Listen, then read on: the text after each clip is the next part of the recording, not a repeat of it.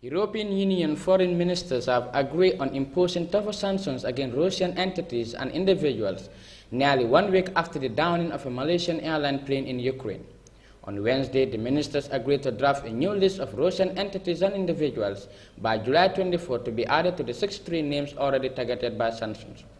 The 28-member bloc says that the new sanctions will target Moscow's financial and defense sectors, including on access to capital markets, defense, dual-use goods and sensitive technologies, including in the energy sector.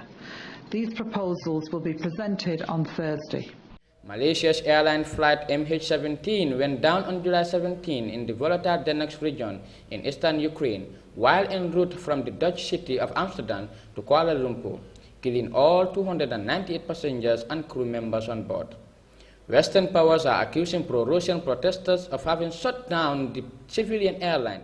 We need an investigation that is open and thorough and independent and impartial to find out who the perpetrators are.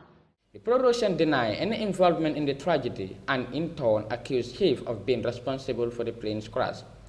Moscow has argued that there is no evidence available to prove that the pro-Russian were involved in the incident.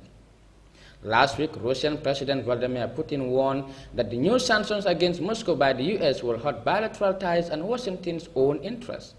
In April, Ukraine launched military operation in the country's eastern region of Donetsk and Lugansk to quell the pro-Russian protests there.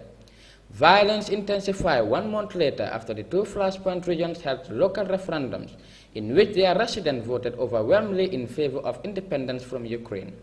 Since the beginning of the crisis in Ukraine last year, the United States and the EU have imposed sanctions on numerous Russian officials for what they perceive as Moscow's refusal to ease tension in Ukraine.